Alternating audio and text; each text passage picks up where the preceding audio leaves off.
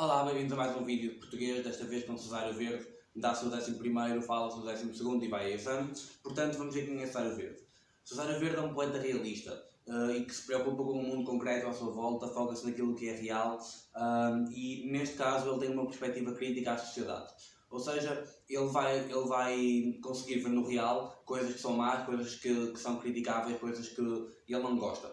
Neste caso, ele representa muito bem esta parte do realismo numa carta que ele envia e diz: a mim o que me rodeia é o que me preocupa. Portanto, se tiverem que pensar em realismo, pensem nisto que de Cesário Verde, o que me rodeia é o que me preocupa. Ou seja, o que não me rodeia é o que está longe, tipo, ok, não me importa. Mas aquilo que eu consigo ver, se eu vejo alguma pessoa a ser maltratada, por exemplo, vamos ver aqui que há uma mulher, uma vendedora de frutas, que é desprezada porque um criado lhe atira uma moeda para o chão em vez de entregar na mão, e ele vai refletir sobre isso e vai falar muito sobre isso. Portanto, ele preocupa-se com aquilo que vê, com aquilo que lhe mexe com os sentimentos daquilo que está de perto. Portanto, Cesário deambula pela cidade. Portanto, esta aqui é a temática do deambulador, da deambulação, e depois do observador acidental. Ou seja, ele está a andar pela cidade, isto importa saber que ele vive em Lisboa, porque sempre viveu lá com os pais, tem algumas propriedades no campo, mas principalmente é na cidade, onde ele tem a sua loja. Então ele trabalha para os pais e de vez em quando deambula pela cidade.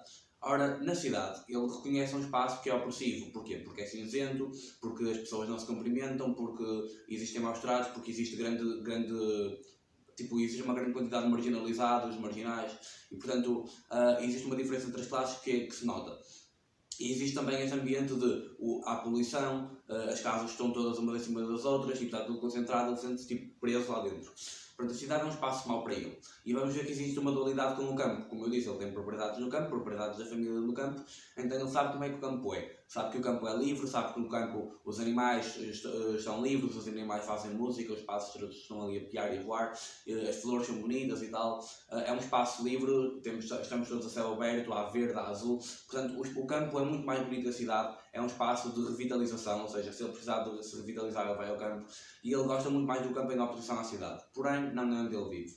Portanto, ele anda pela cidade e ele vai reparar em várias coisas que não gosta ou várias coisas que até pode gostar um bocado e vai começar a descrevê-las. Neste caso chama-se observador ocidental. Porquê? Porque deambular é andar de um lado para o outro sem um propósito. Ou seja, ele está ali só a passear, porque não sei o que estou a fazer aqui, e de repente ele vê alguma coisa e foca-se nisso, ou seja, observador ocidental. E o que é que ele faz com essa observação? Ele pode fazer críticas à sociedade ou pode tentar poetizar o assunto.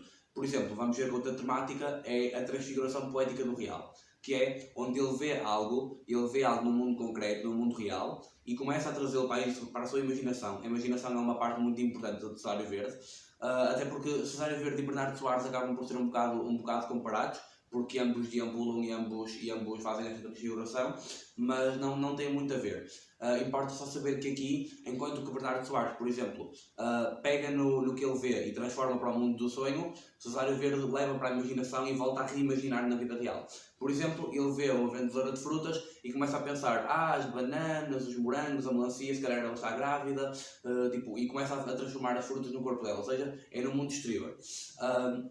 Outra parte importante, então nós vemos que ele está a passear pela cidade e está a deambular, ele vê as coisas. E nisto aqui vamos ver que ele não se limita a ver, mas sente também o cheiro, ouve os sons, e então ele é um poeta muito ligado às sensações. Tal como Alberto Queiro, só que enquanto que Alberto Queiro simplesmente sente, aqui o Cesário Verde vai sentir, vai ver e depois vai imaginar. E vai utilizar a imaginação, não bem o pensamento, mas mais a imaginação, para criar um mundo e para criar a sua poesia. Então o sentido mais importante que ele tem é a visão, porque a visão é aquilo que ele mais vê, ele está a observar, é um observador ocidental. Apesar das outras também contribuírem um bocado. Então existem as janelas bucólicas, ou seja, eu não sei se este termo é utilizado, mas foi o que eu lhe chamei, já que em Bernardo Soares temos as janelas oníricas, que é ele vê um quadro e depois vai para o sonho. Eu para Cesário Verde usei as janelas bucólicas. Bucólico é aquilo que é do campo, aquilo que vem do meio rural. E portanto, ele vê algo, ele vê fruta, ele ouve um pássaro cantar ou qualquer cena, e ele vai pensar: o campo, então tipo, janela, campo. E agora vamos ver também os tipos sociais. Então, que tipos sociais é que nós temos aqui? Temos o povo e a classe trabalhadora. porque em Cesário Verde sempre sente uma grande simpatia e solidariedade. Ele vê, que pena deles que eu tenho, mas ao mesmo tempo também uma admiração e um carinho, porque apesar de todas as condições difíceis em que vivem, eles são um símbolo de força e de conseguir fazer as coisas, e sem eles o mundo não andava. Aqui diz-nos que eles são um símbolo de produtividade, de vitalidade e de autenticidade. E os exemplos que ele dá são a vendedora de legumes, como eu já mencionei, os calafates. Os calafates são os homens ou mulheres, depende, que na parte dos barcos, na parte de fora dos barcos, fazem tipo as remendas e os cuidados certos para que não entravam no barco. Isso chama-se calafetar, portanto são os calafates. E depois temos as obreiras, que são as mulheres das fábricas, que fazem um trabalho pesado e que estão ali nas linhas de montagem a fazer as coisas. E portanto, há um poema em que ele fala delas e elas mal acabam de um trabalho exaustivo, vão todas comprar o peixe, cheias de vida outra vez, e mostra, descreve o movimento delas com força e portanto nota-se que ele as admira também. Portanto, ele sente simpatia e solidariedade pela classe trabalhadora. Depois temos os marginais da cidade, que são os bêbados, os jogadores, as prostitutas, os jogadores de quem faz apostas, são esses todos, e mostram que existe uma degradação social e moral da sociedade. Ou seja, não só a sociedade já não se ocupa com cultura, ou seja, com artes, cinemas, teatros, com música, mas preferem andar nos jogos, a prostituir-se, ou a fazer sexo sem sentimentos. Portanto, a sociedade está a ficar cada vez mais degenerada. E, portanto, por estes, ele não tem um sentimento muito positivo e acaba por ser a parte antiépica desta poesia. E vamos ver mais à frente que isto tem também um pendor épico, porque ele celebra o tricentenário de Camões e, portanto, este é o contraste. Este aqui é tal como Camões fazia nas reflexões do poeta, nas considerações do poeta, isto aqui é o oposto. Ou seja, Camões passa a obra toda a exaltar o povo português e depois diz, mas agora estamos um bocado mal. Este aqui está a exaltar as classes trabalhadoras e tal, mas diz, mas existem estes todos que são uma merda. Portanto, temos esta dualidade também. E por fim, temos a burguesia, que só põe mais ou menos estes dois, mas que só põe mais à classe trabalhadora. Enquanto a classe trabalhadora é o símbolo de produtividade, de ser autêntico e de ser vital, a burguesia representa o ócio, ou seja, não fazer nada, representa a inércia, que é pronto, está quieto, e representa a artificialidade, porque vivem todos de aparências, vivem todos de ego, de arrogâncias, e portanto não fazem nada. E temos aqui, por exemplo, o criado do bairro, que eu já disse que foi aquele que atirou uma moeda à vendedora de legumes e vendedora de frutas, em vez de lhe dar na mão, de a tratar, eles são no fundo da mesma classe, só que como ele vive com burgueses, já adquiriu os tiques deles, então pronto, agora também despreza as pessoas. E temos, por exemplo, também os lojistas, que são as pessoas das lojas, que também acham que são melhores que os outros e que não trabalham tanto como deviam, enquanto o povo faz todo o trabalho duro e eles estão ali simplesmente a vender e ficam muito mais ricos ou muito mais recompensados do que eles. E portanto a burguesia é sinónimo disto, é sinónimo de ser artificial e de não trabalhar a sério e de estar sempre quieto. Ele acaba por ironizar estas classes, a burguesia e os marginais, e acaba por considerar, de certa forma, épicos os trabalhadores e de exaltar as suas façanhas, apesar das condições miseráveis em que vivem. E isto nota-se muito na sua poesia, mas especialmente no mais importante poema que ele fez, que foi O Sentimento de um Ocidental. Este poema, tal como eu já disse, foi para celebrar o tricentenário da morte de Camões. Ou seja, era preciso fazer algo em lembrança e pediram a Cesário Verde para fazer um poema, também de pendor épico, que lembrasse Camões e que fosse, pronto, obra portuguesa. E ele pensou no assunto e disse, ok, está bem, mas vou fazer sobre quê? Então acaba por haver o imaginário épico desta obra, é um imaginário normalmente antiépico, ou seja, ele vai andando pelas ruas, vai deambulando e vai vendo, uma estátua de Camões, os velhos tempos, ou estes homens vão a trabalhar aqui nos barcos, a calafetar isto tudo, as naus que eu nunca mais vou ver. Então, o sentimento de um ocidental está dividido em 4 partes e eu vou ler aqui alguns pedaços de umas, vou saltar de um lado para o outro, sempre na ordem da esquerda para a direita, do início para o fim, mas pronto, podem pegar o vosso livro e ver também, porque eu vou fazer algo mais na lei. E evoco então as crónicas navais. Mouros, baixéis, heróis, tudo ressuscitado. Luta Camões no sul salvando um livronado. Sigam soberbas naus que eu não verei mais. Ou seja, ele não verá mais, e diz aqui também, tudo ressuscitado, ou seja, já morreram, e ele acredita que nunca mais vai voltar. Ele só está ressuscitado na sua imaginação, ele não acredita que voltará a ver as grandes naus que Portugal já teve. E o fim da tarde inspira-me, e incomoda. De um coraçado inglês voam os escarelos, e em terra num tinir de louças e talheres flamejam ao jantar alguns hotéis da moda. Ou seja, esta sociedade superficial, pronto. Num treino de praça, arengam dois dentistas. Arengam é discutir, ou seja, eles em vez de estarem a trabalhar, estão ali a falar um com o outro. Um troco o arlequim braceja numas andas. Os querubins do lar flutuam nas varandas. Às portas, em cabelo, enfadam-se os lojistas. Ou seja, toda esta quadra é uma crítica também à burguesia, porque os dentistas estão ali a discutir, o arlequim, sinceramente não sei bem o que é. O arlequim é tipo um palhaço, basicamente, um entertainer.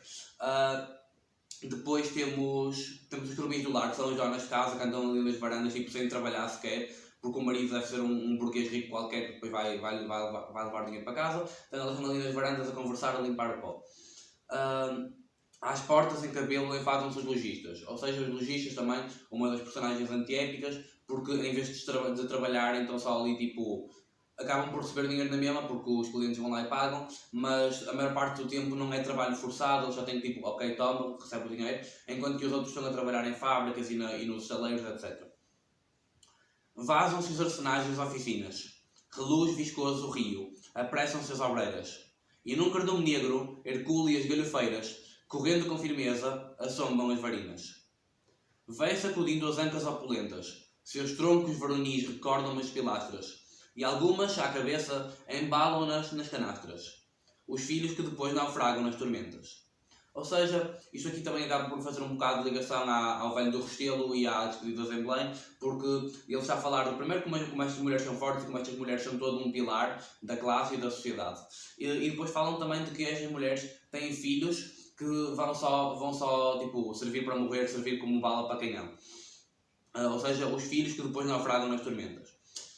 Descalças, nas descargas de carvão, desde manhã à noite, a bordo das fragatas, e apinham-se num bairro onde miam gatas, e o peixe podre gera os focos de infecção. Pronto, aqui novamente a dizer que elas trabalham o dia todo, trabalham em más condições, e depois também que elas têm toda esta força, elas são tão importantes e vivem nestas condições miseráveis. Portanto, como o mundo, a sociedade é ingrata perante esta classe. Cercam-me as lojas, tépidas, e eu penso ver círios laterais, ver filas de capelas, com santos e fiéis, andores, ramos, velas, em uma catedral de um comprimento imenso. As burguesinhas do catolicismo resvalam pelo chão minado pelos canos, e lembro-me, ao chorar doente dos pianos, as freiras que os Jesus matavam de histerismo.